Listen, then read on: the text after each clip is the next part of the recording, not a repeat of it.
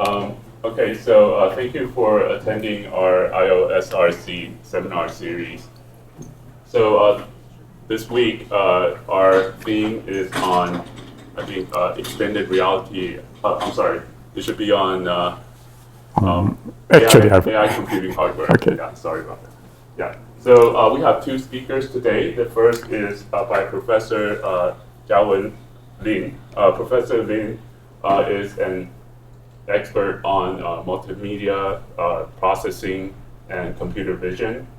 He's very well known throughout the international society. He received the IEEE Fellow recognition in 2018, and his recent research interests are in visual content analysis and processing and video networking. Right. So Professor Lin actually received so many awards, has a very impressive resume, but I don't think I should, spend time going through it. So let me just leave the time to Professor Lin. Welcome. Okay. So thanks for Peter's introduction. Also, thanks for attending my talk. My talk title is Making the Invisible Visible, something with AI-powered Terahertz computational imaging. So today I'm introducing an emerging topic, so-called Terahertz computational imaging. So nowadays there are a lot of sensors deployed in our daily life, including temperature sensor, infrared, ultrasonic, pressure, and so on. And there are also a variety of images to capture the image from the physical quantities like LiDAR, profilometer, SAM, and sonar. So with different kinds of images and different sensors, we can use these combinations to do like physical mapping and also chemical mapping. So we can construct such kind of such as like electronic scheme, electronic nodes, virtual reality system, or drones with different kinds of like a pressure sensor, accelerometer, and to locate object balance robots, or using electronic nodes to do equipped with chemical sensor array to analyze and to do smell and test. So right now I will introduce the so-called Terahertz gap. So the Terahertz band is in between the electronics band and also photonics band. So it ranges from 300 gigahertz to 3 terahertz. So in the traditional electronics band and also the photonics band, we can see a lot of commercial products and also home appliance in our daily life, including like a mobile phone in the microwave band and also microwave oven. And for millimeter wave band, we have anti-collision radar. And for photonics band, we have infrared heater, DVD system, and the X-ray machine. But for the Terahertz band, we don't have commercial products. We only have Terahertz, some scientific equipment to measure the Terahertz signals. So right now, we still have a gap between the electronics band and also the photonics band. So we call it the Terahertz gap. So the Terahertz imaging has several unique properties, and it's from its wavelengths, actually we can expect from the meter scale to the nanometer scale. So the Terahertz imaging can be used to inspect different kinds of objects, from person to the sec to the atomic scale exploration. And it has three unique properties of Terahertz image modality. The first one is many optically opaque materials are transparent in the Terahertz region. So like X-ray, it can see through an object. This is the first very important property of Terahertz band. And the second one is the terahertz radiation is non-ionizing and also non-destructive. So another important property is biosafe. So we can use terahertz light to monitor a patient for a long time. That will not hurt the patient and also hurt some material. Okay. And the third property is that the terahertz band is in the torsional and vibrational frequencies of most molecules that in the terahertz region. So it can be used to identify different kinds of materials. So it has three very important properties using terahertz light. But why we still cannot produce the commercial products in the terahertz band is there is still a terahertz gap. So this is because some reasons. And before the reasons, we can compare the different imaging modalities. So including the RGB camera, X-ray, LiDAR, ultrasonic, MRI, and also terahertz imaging. So considering the different kinds of property, including like the see-through opaque objects, biosafe, material identification, and also if it's small enough to build a tabletop system, so we can see that the terahertz imaging actually can meet all the requirements. And other modalities actually have some advantages and also some disadvantages. So it seems that the terahertz band can be used in different kinds of applications, including see-through, inspection, optical communication, biomedical material, and also space exploration. So right now, the challenges with terahertz images, the first one is still difficult in designing high-power terahertz light sources. So right now, actually, we can see that right now the power of a terahertz light is still weak due to its physical and material characteristic. This is the first one. And the second is the terahertz light has some like diffraction and scattering properties. So terahertz light cannot be easily focused on the object or see-through an object. And the third one is the terahertz light can be easily absorbed by some transmission medium, particularly the water. So let me show you an example. So here is a ground truth of a 3D object. So if the terahertz light passes through the object and imaging as a receiver, so we can see that the object, actually the appearance object, is significantly distorted. So we can see severe distortions like a big hole inside the body, and we can see that the details of the anchor of the deer cannot be clearly captured. And also all the two legs are merged together.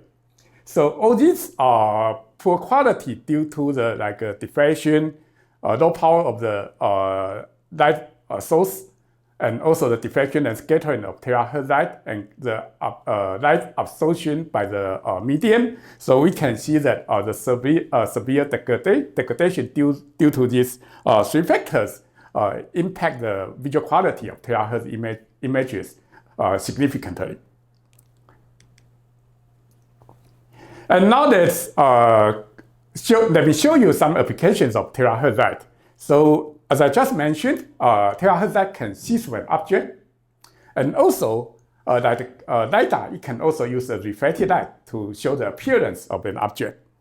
So we can see through an object inside an opaque cover here, and also we can use the terahertz light to hit on an object from the reflected light because the printed character here has different light spectrum with the paper. So we can show the appearance like Y, the Y and the R, the characters on the paper using the reflected light. And also the see-through with terahertz light, it also has some useful property like hyperspectral imaging. So because we can see that the terahertz band is from 300 gigahertz to 3 terahertz.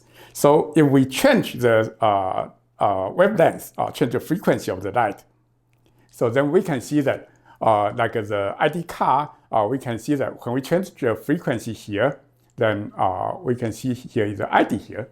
So some wavelengths can see different materials inside the card. So we can use the hyperspectral image property to analyze the material inside an object.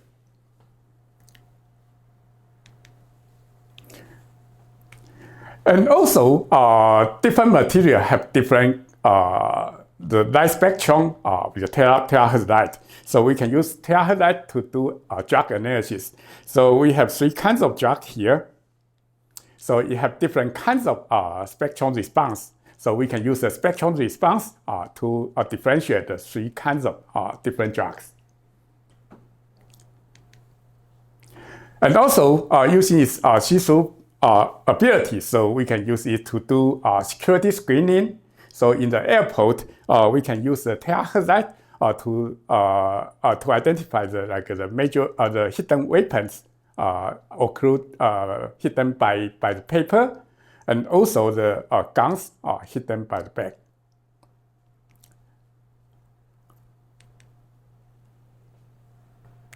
And the terahertz light can also be used to inspect the industry products for different kinds of applications. So it can be used to check whether the food is good and the chip bonding is good or not, and also to analyze the defect on the surface of the drug.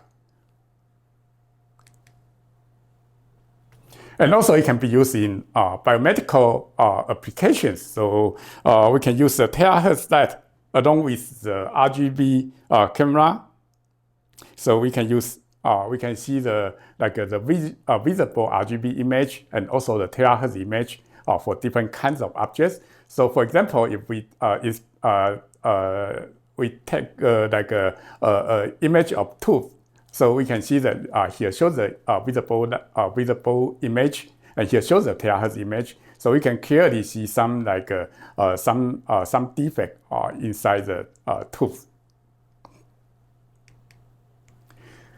And it can also be used for the 3G communication. Actually, it's one of the physical standard of 3G communication. So here you can play the video here.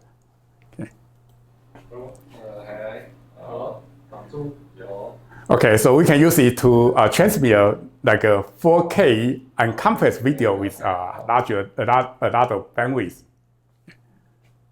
Okay.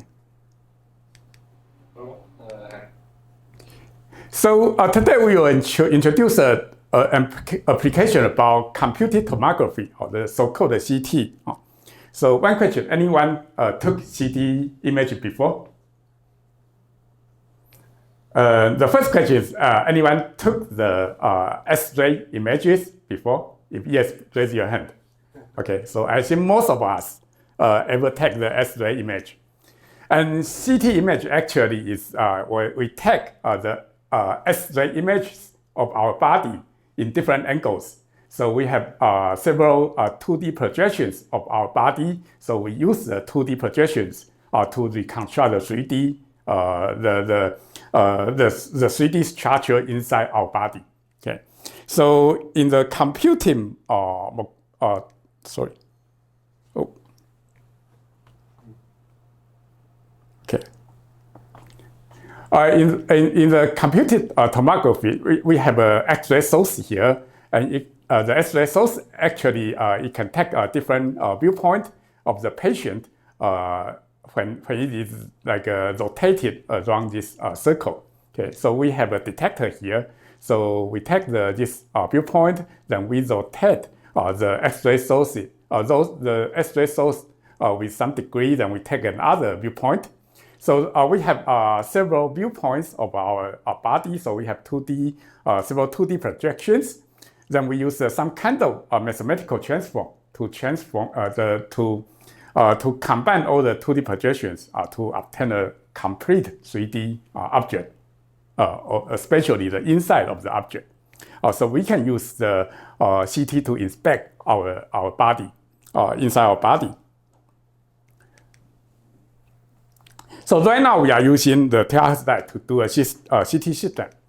So in our system setup is like this. So we have an object which is printed by a 3D printer.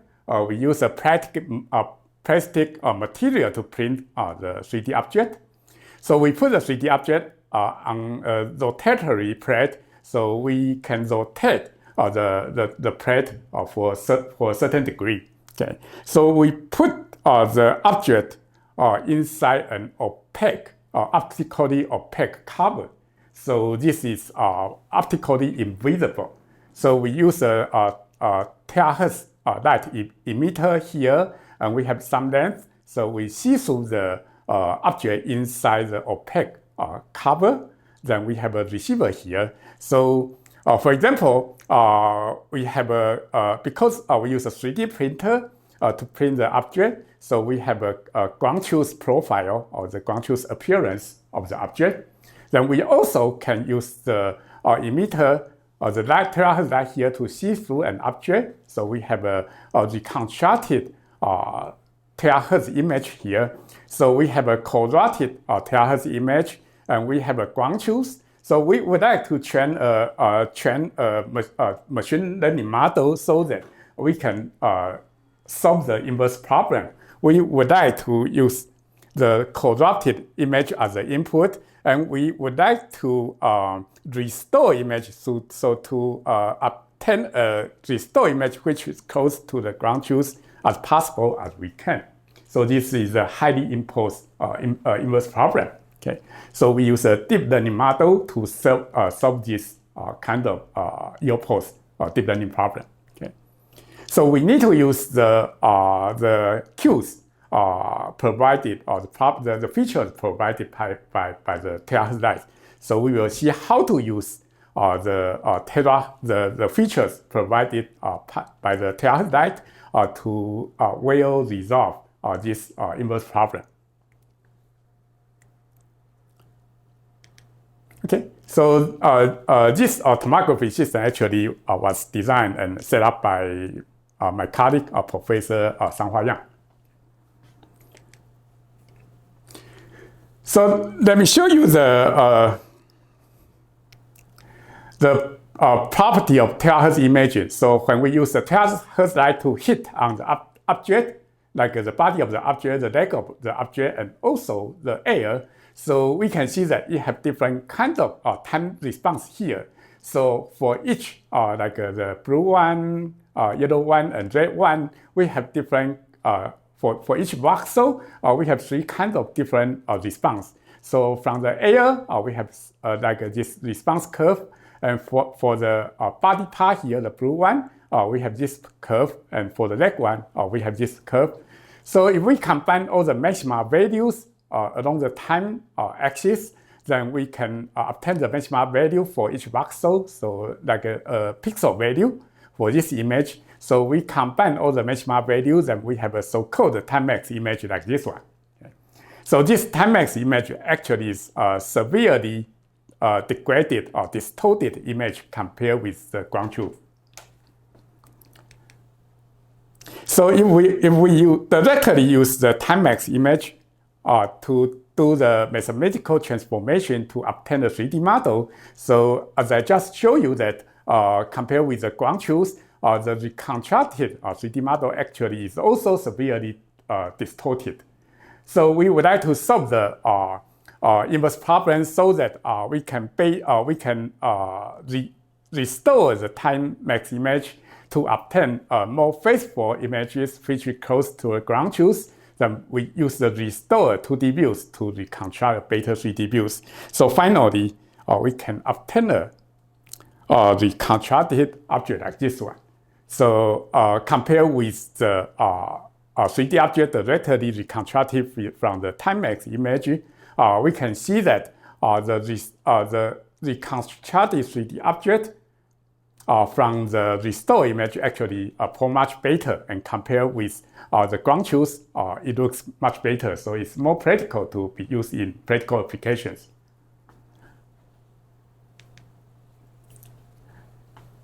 So how to do image restoration so that we can restore a highly distorted image, so that we can remove such kind of distortion. So we analyze the terahertz signals, or the time signal here. We can do the Fourier transform, so we can obtain it like the magnitude response and the phase response. So we try to find some useful features contained in the frequency domain response, like magnitude and like phase. So we use the useful property and features in the frequency response so that we can better restore the image. So to do so, we collect a number of data like this. So we capture 30 views for each object, and the degree difference between two views is 6 degrees. So it totally covers 180 degrees. And the spatial resolution is around like 1348 times 288. And we use Fourier transform to analyze, to perform the Fourier transform on the time domain signal. So we collect 12 frequencies, which is the value of the frequency response is the so-called water absorption frequencies. So we say that terahertz light can be easily absorbed by water. So we see that in the magnitude response, we see some gain. The magnitude gain actually is very, very low. This is due to the water absorption. So we collect the 12 frequencies with the low magnitude gain. So we use the 12 the so-called water absorption frequencies. So we contrast the two magnitude and two phase images in the at these 12 frequencies. So we collect data like this. We use a 3D printer to print around like close to 20 objects. So we use a terahertz light to scan all the hidden objects. Okay, so we have different kinds of objects with simple appearance or complex appearance. Okay. So we use a terahertz time domain spectroscope system like this. So we have a transmitter here. So the transmitter is driven by a laser with 100 megahertz frequency.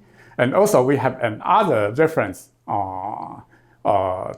laser source here. Its frequency is a little bit different from the transmitter. So it's 100 megahertz plus 200 hertz. So we have a light source here through the lens. Then we scan, pass through the object here, and again through the lens. So we receive the image here. So for each voxel, we have a time domain signal here. So the time domain signal has around like 1,000 samples. Okay, so we do the Fourier transform for each time domain signal. Then we select the 12 water absorption frequencies, the magnitude and the phase as the water absorption frequencies. So we use the 12 amplitude and the phase pixel to construct the magnitude image and also the phase image. Okay, so here shows some physical spec of the data. So the pulse width is less than 500 femtoseconds, and the frequency range is from 100 gigahertz to 3 terahertz. So the temporal signal for each voxel, we have 1,000 sample points. So the distance between two samples is 100 femtoseconds.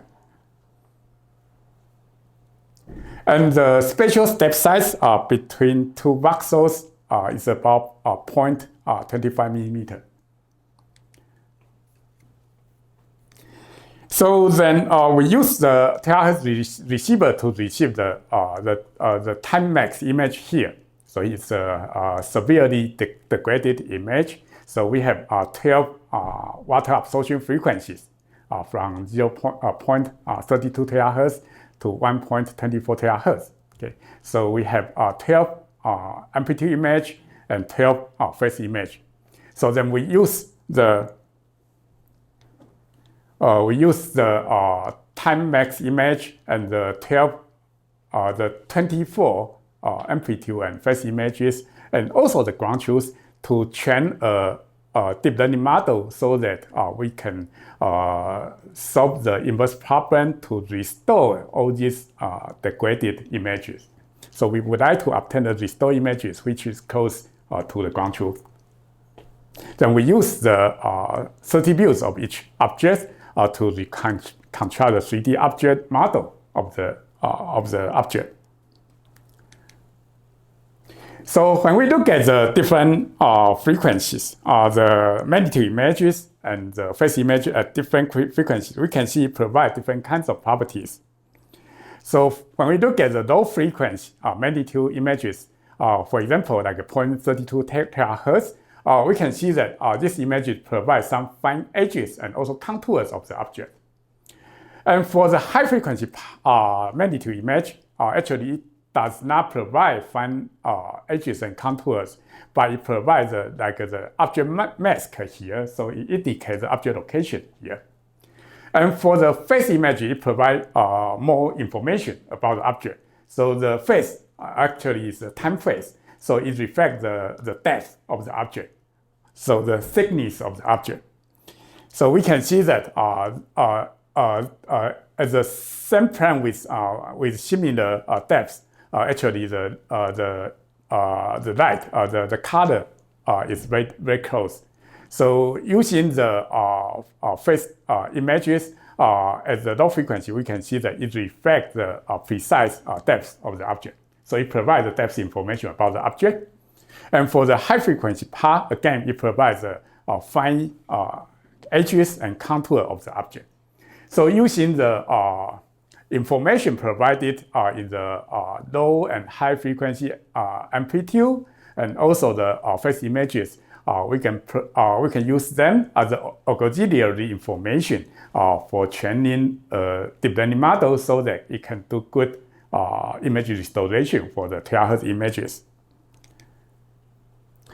So the previous one is for the intra view restoration. We only use single view, and also we can use a never view. So we can use like the left view and the right view. It provides some auxiliary information, additional auxiliary information, so that we can make the restoration of the specific part more clear. Because if this is distorted, then we can try to find at its left view and the right view of its correspondence, so we can better restore the view here.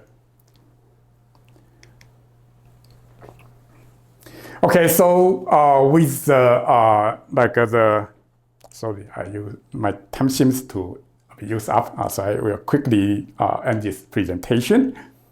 Okay, so we can do we have a two-stage restoration approach. The first stage, we use a subspace attention-guided restoration network to do the intra-view restoration. And then to restore the individual views, for example, we restore the 30 views for an object. Then we use three consecutive never views to do the interview restoration. So for the intra-view restoration, we use the multispectral information, including the amplitude and the phase images at the 12 water absorption frequencies.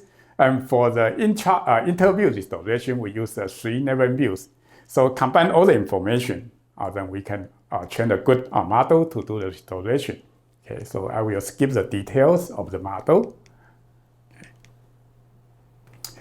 Then we use some like a common subspace projection. So we find because although the amplitude and phase images provide auxiliary information for the restoration, but actually they are not, they do not have the same property.